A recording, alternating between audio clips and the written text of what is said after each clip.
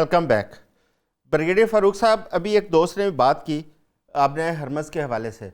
अब पहले अमेरिका ये कह रहा था कि स्टेट्स ऑफ हरमज़ से जो जहाज़ वहाँ से गुजर रहे हैं उनको सिक्योरिटी अमेरिका फ्राहम करेगा, लेकिन आज अमेरिका ने उस पर पैंतरा बदल लिया है। उन्होंने कहा है कि जिन ममालक ने वहाँ से तेल गुजारना है वो ममालक ख़ुद वहाँ पर अपनी सिक्योरिटी का वहाँ पर बंदोबस्त करें, और अगर मज़ीद ज़रूरत पड़ेगी तो अमेरिका उनका साथ देगा।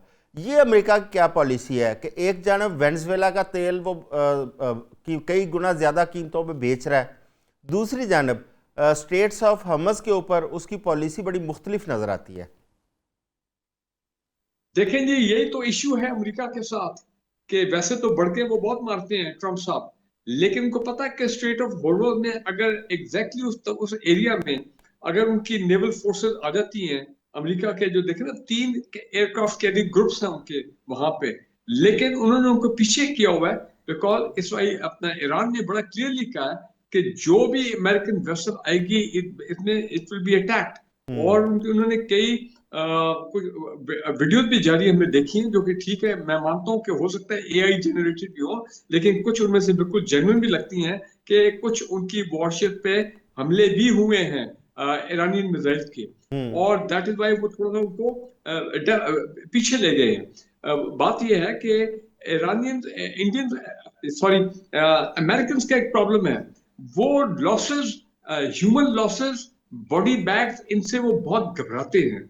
वो नहीं चाहते कि उनकी ऐसी सूरत हाल पैदा हो जाए कि वो फेस टू फेस आए विद ईरानियंस और फिर बड़े पैमाने पर उनके जो फौजी हैं वो मारे जाए। आपको मालूम है अभी भी बड़े कंट्रोल तरीके से बताया जा रहा है कि जी 6-7 फौजी हैं जो जो भी मारे गए मुख्तलिफ बेसिस पे जो हमले हुए हैं ईरान की तरफ से गल्फ स्टेट्स में। तो एक तो ये है, तो इसलिए वो ये चाह रहे हैं कि ये जिम्मेदारी जो है बजाय वो करें, ये चीन पे डाल दो, रूस पे डाल दो और ऐसे ममालिक पे डाल दो, साउथ कोरिया पे डाल दो, जिनका बल्क ऑफ द तेल जो है वो आता है via the straight of Hormuz. Pakistan ने तो ऑलरेडी बड़ा अच्छा इनिशिएटिव लिया है, धड़ल्ले इनिशिएटिव लिया है आज से एक हफ्ता पहले कि पाकिस्तान नेवी जो है वो हमारी जो शिप्स है वहां पे कमर्शियल शिपिंग, उनको पाकिस्तान जो है वो नेवल जो है पाकिस्तान नेवी प्रोटेक्ट कर रही है, सिक्योरिटी कवर दे रही है। तो अच्छा। देखे ना, बड़ी खुद हम तो अपना एक जो हमारे इंटरेस्ट का जो रोल है वो हम अदा कर रहे हैं। और ईरान ने तो बड़ा क्लियरली कहा है कि चीन हो जाए, कोरिया हो जाए, पाकिस्तान हो जाए, यानी कि लेस दी अमेरिकन जो और ऐसे तेल जाना चाहते हैं उन शिप्स को टारगेट नहीं किया जाएगा। सो मेरा कहने का मतलब यह है कि straight of Hormuz partially open भी है, वहां से तेल निकल भी रहा है। हाँ, अभी लेटेस्ट खबर यह है कि तकरीबन अभी भी आज की खबर कि 1000 ऑयल टैंकर्स जो हैं वो अभी भी वहां पे खड़े हैं बिकॉज आउट अच्छा। ऑफ फियर कि जो हुती रेबल्स जो हुती जो है वो उनको टारगेट करेंगे या ईरानियंस टारगेट करेंगे। तो लिहाजा और दूसरी बात यह है कि वो इंटरनेशनल इंश्योरेंस रेट्स और शिपिंग रेट्स, वो तमाम जो मामला हैं उसकी वजह से भी एक बड़ा एक मसला पैदा हुआ है। ये ऑयल शिपिंग और ऑयल पैसेज का ये जहाजों को चार्टर करना। फिर कई जहाज हैं, मेरे ख्याल है 1.5 दर्जन के करीब केसेस हो चुके हैं, सबकी वीडियोस आई है जिसमें कमर्शियल जो ऑयल शिप्स हैं, टैंकर्स, उनको ईरानियन ने टारगेट किया है। तो वो भी एक सिक्योरिटी का इश्यू है बाकी ममालिक के लिए। और दूसरी बात यह कि अच्छा, ये जो आप क्या समझते हैं ये तेल की कीमतें मजीद बढ़ने जा रही हैं?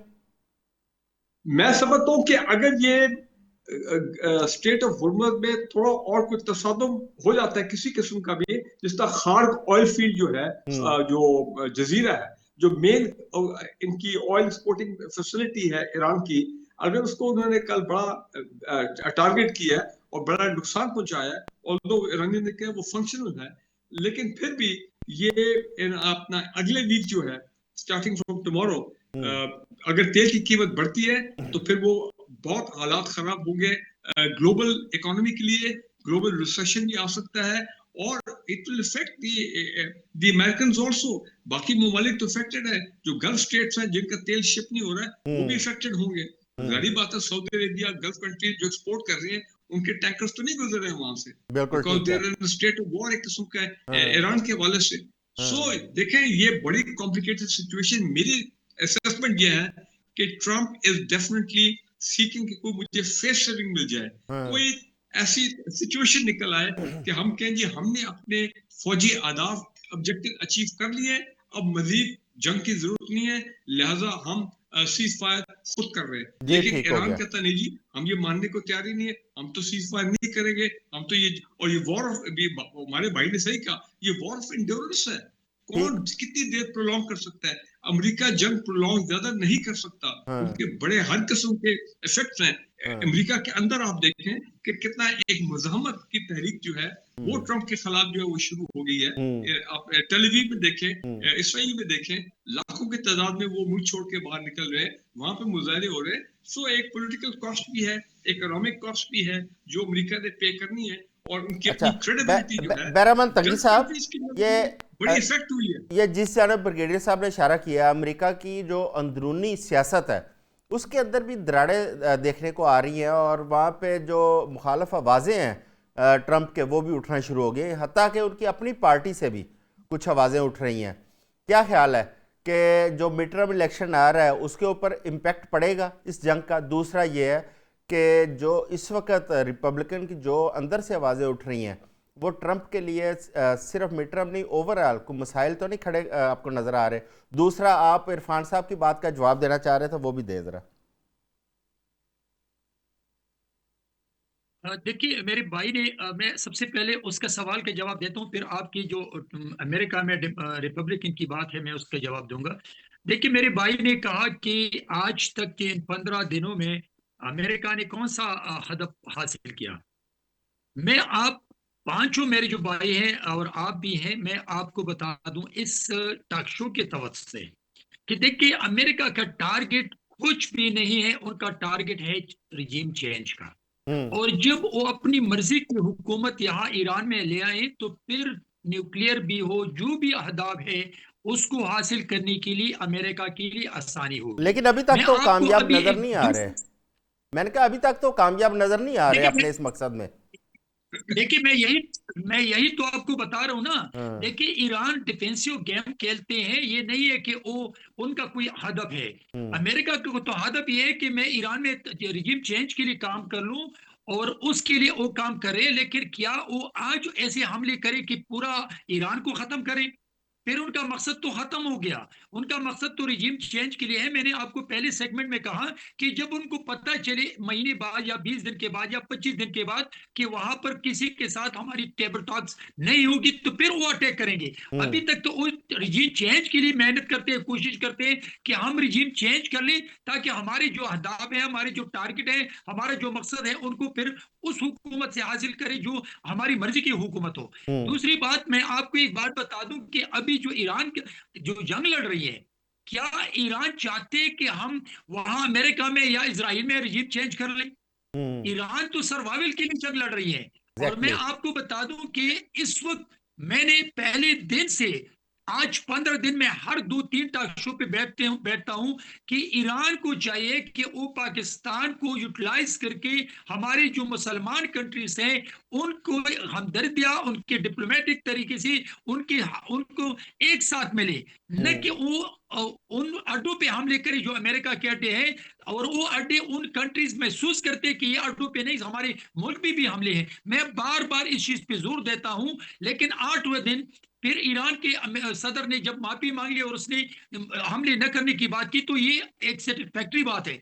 अभी हम्म। मैं आता हूं जो अमेरिका की रिपब्लिकन में आवाजें उठती है। देखिए मैं आपको बता रहा हूं, हम्म। जब हेनरी क्लिंटन और ट्रंप का इलेक्शन था, तो क्या रिपब्लिकन के एक्स प्रेसिडेंट ने ये नहीं कहा था ट्रंप को कि आप इलेक्शन से विड्रॉ हो जाएं? हम्म। क्या वहां पर स्पीकर ने नहीं कहा था, जो कि रिपब्लिकन का स्पीकर था, उसको नहीं कहा कि आप इलेक्शन कंटेस्ट न करें?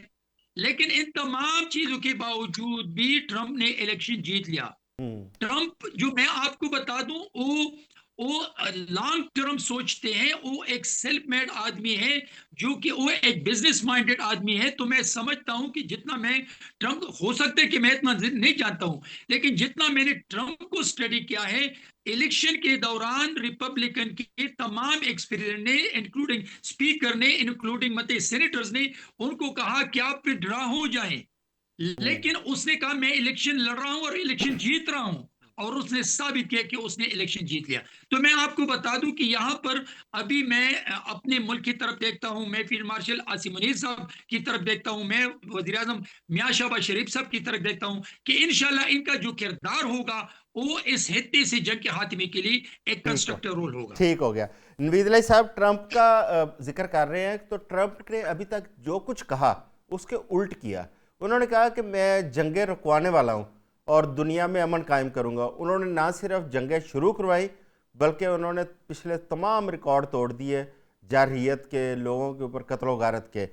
और वो अमन के जो दाई थे या जो अमन के सो कॉल्ड ख्वाह थे, वो जंगों के दाई साबित हुए।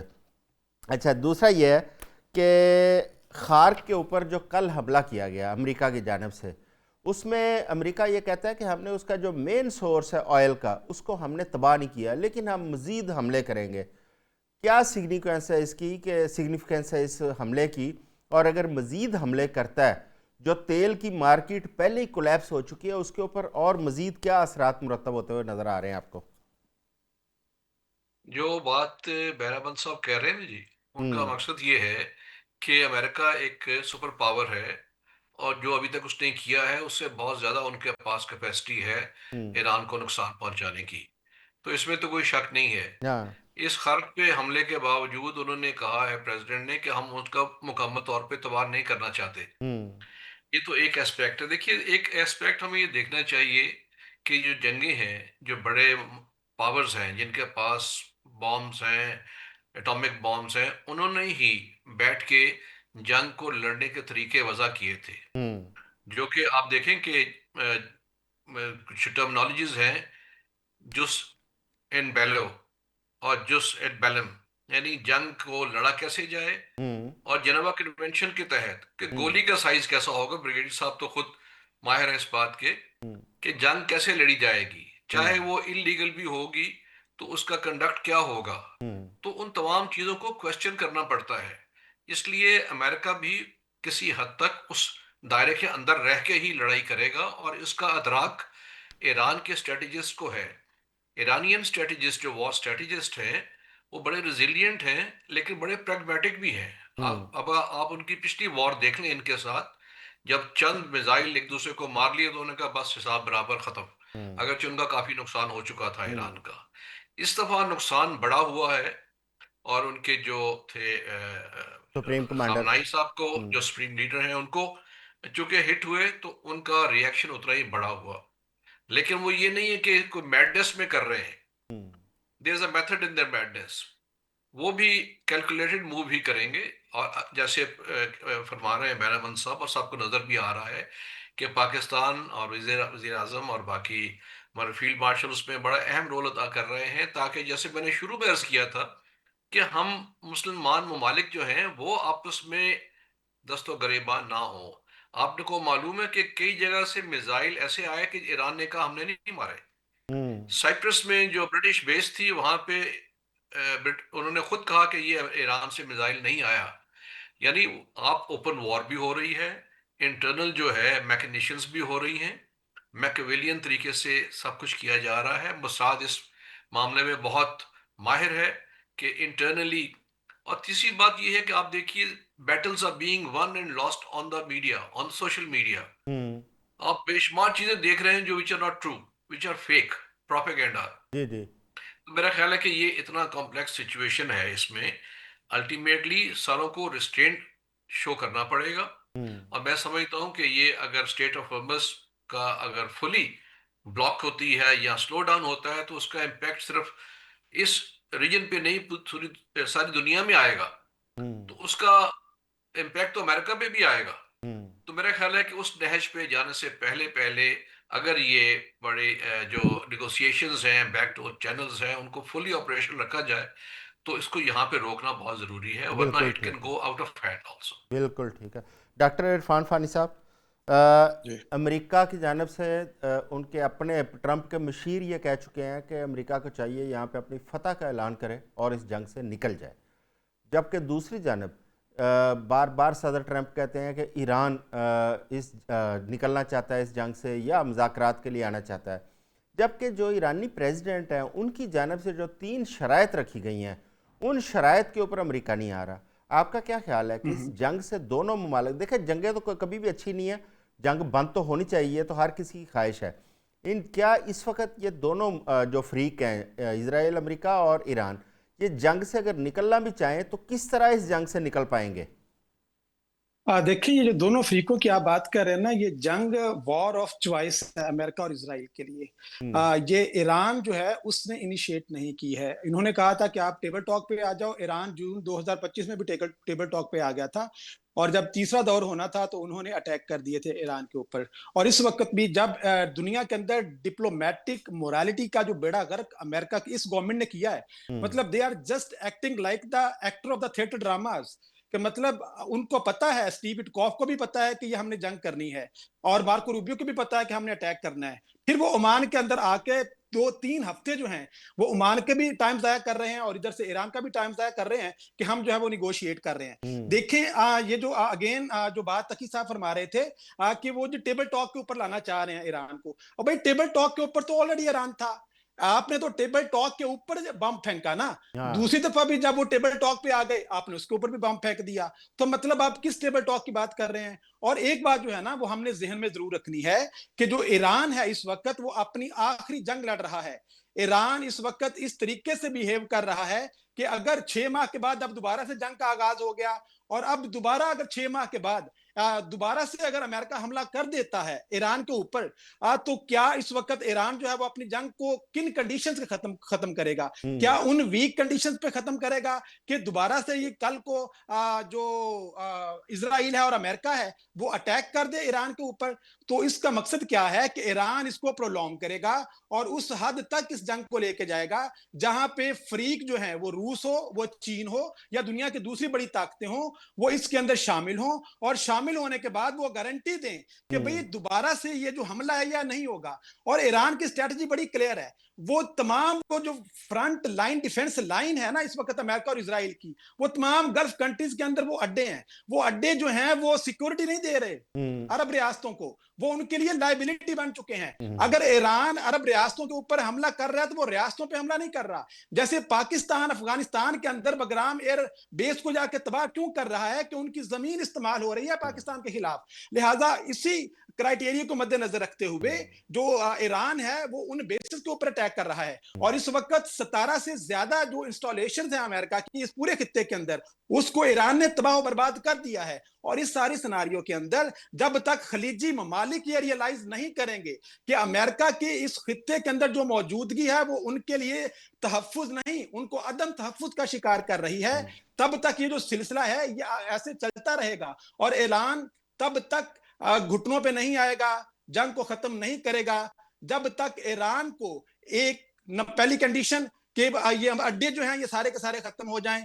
नंबर 2, जितना उसका नुकसान हुआ है नुकसान का अजाला किया जाए। नंबर 3 कि जो भी उसके एक्सिस ऑफ रेजिस्टेंस को तबाही करने के लिए स्ट्रैटेजीज अपनाई जा रही हैं वो अमेरिका ना अपनाए। तो ये जंग जब भी खत्म होगी, अगर तो 2 या 3 महीने ये जंग रह जाती है, तो मैं एक स्टूडेंट ऑफ आईआर के तौर पर मैं प्रिडिक्ट कर रहा हूं कि आज के मिडिल ईस्ट की जो जियोपॉलिटिक्स है ये 190 के एंगल से तब्दील हो जाएगी। और इस निगोशिएटेड जो डील होगी जो भी, उसके अंदर अमेरिका की ये ताकत नहीं रहेगी जो इस वक्त अमेरिका के अंदर मौजूद है। अमेरिका इस वक्त अपने स्विस मूवमेंट के ऊपर से गुजर रहा है। स्विस मूवमेंट का मतलब क्या है कि 1956 के अंदर जब स्विस कैनाल के ऊपर अटैक किया था बरतानिया और फ्रांस ने, उस वक्त बरतानिया और फ्रांस को एक फोन कॉल के ऊपर अमेरिका ने कहा था यहां से निकल जाओ, और बरतानिया को समझ आ गई क्या वो दुनिया की बड़ी ताकत नहीं रहा।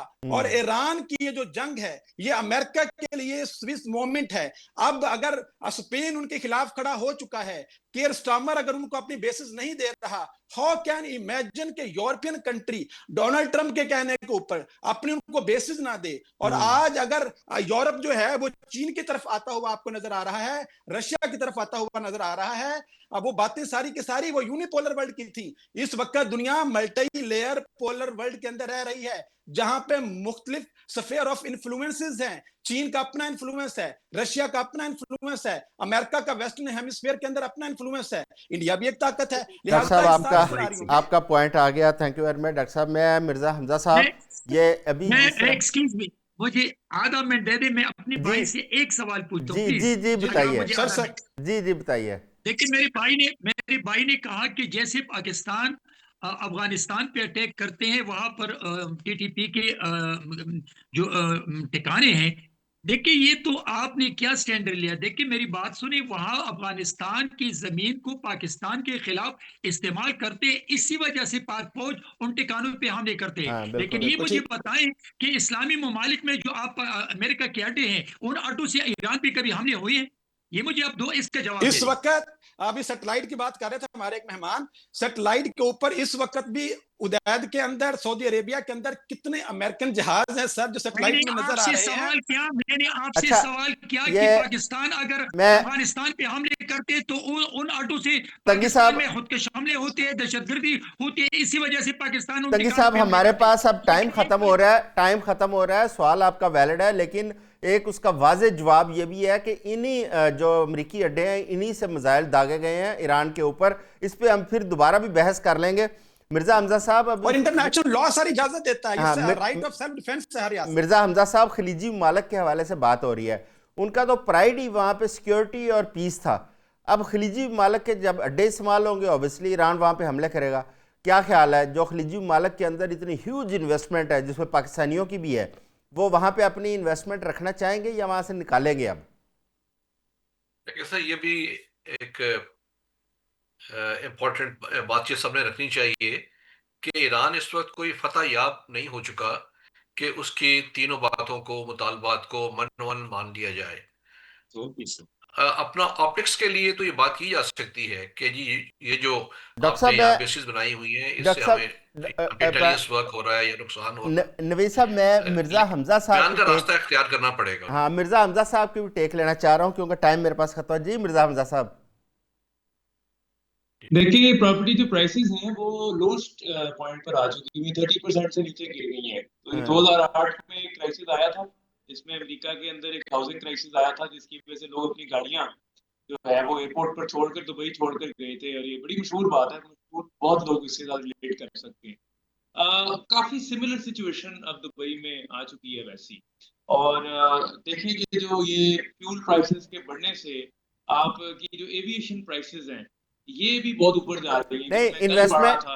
इन्वेस्टमेंट वहाँ पे रुकेगी? आप क्या समझते हैं, जो खलीजी ममालिक बिल्कुल खुसूसन रुकेगी यूएई के जी, अंदर? बिल्कुल रुकेगी। वॉल स्ट्रीट जर्नल में आर्टिकल आया हुआ था और न्यूयॉर्क टाइम्स में आया हुआ था कि नो मोर ग्लिट्स, कि उसको मोनाको से कंपेयर किया जाता था या मोंटी कार्लो से या स्विट्जरलैंड से। अभी स्विट्जरलैंड ने देखें जहाज उतरने नहीं दिया।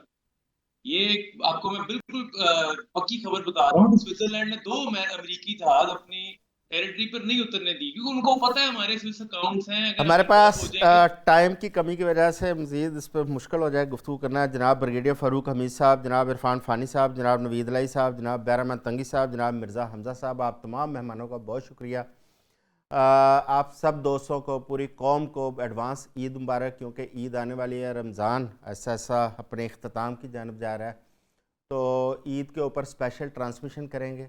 89 न्यूज़ देखते रहिएगा, हमारी ईद ट्रांसमिशन आप बिल्कुल एंजॉय करेंगे। तो आज के लिए बस इतना ही। अगले हफ्ते दोबारा आपकी खिदमत में होंगे ईद की खुशियां लेकर, और इस जंग के हवाले जो नई डेवलपमेंट्स होंगी दुनिया भर में, वो भी आपके सामने पेश करेंगे। अपना ख्याल रखिएगा। अल्लाह हाफ़िज़।